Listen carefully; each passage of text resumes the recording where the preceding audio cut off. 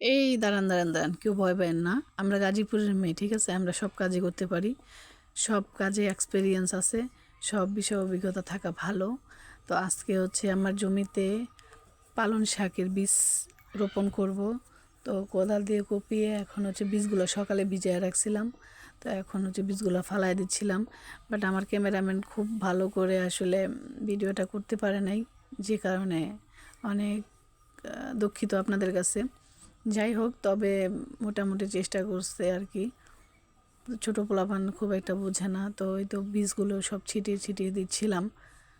তো মোটামুটি আলহামদুলিল্লাহ এখানে একটুখানি জমিতে চাষ করলে যেটাই লাগাই আলহামদুলিল্লাহ ফলন অনেক ভালো হয়। অ্যাটলিস্ট বিক্রি না করি, আমরা কোনো সময় আসলে কোনো জিনিস বিক্রি করি না। তো বিক্রি না করলেও নিজের খাওয়ার যে চাহিদাটা সেটা মেটে। তো সবাই দোয়া করবেন যেন আমার ফলনটা ভালো হয়। তারপর বীজ ফালিয়ে দেওয়ার পরে হচ্ছে মাটি দিয়ে ঢেকে দিচ্ছিলাম। এটা আসলে সব সবজির ক্ষেত্রেই করা হয়। তো এই ছিল আজকের ব্লগ।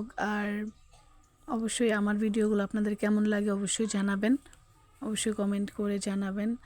আর এটা মাটি দিয়ে মিশিয়ে দিচ্ছিলাম। ও যে ক্যামেরা কোন দিকে ধরে রাখছে ও নিজেও মনে হয় জানে না। তো যাই হোক, আপনারা কারা কারা এভাবে চাষ করতে পছন্দ করেন অবশ্যই কমেন্টে জানাবেন।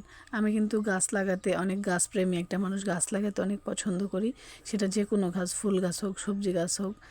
তো এই আর কি। আর এই যে আমার পাতাকপি গাছগুলো মোটামুটি আলহামদুলিল্লাহ বড় হয়ে যাচ্ছে। এটা আমার লাউ গাছ। তো পুরো জমিটা দেখায় দিচ্ছিলাম। এখানে বেগুন গাছ, কাঁচামরিচের গাছ, ক্যাপসিকাম গাছ, মোটামুটি অনেক কিছু সবজি গাছই আছে। আর আমার ফুল গাছের কালেকশন যদি আপনারা দেখতে চান তাহলে অবশ্যই দেখাবো একদিন। তো এই ছিল আজকের ব্লগে। সবাই ভালো থাকবেন, সুস্থ থাকবেন। আল্লাহ।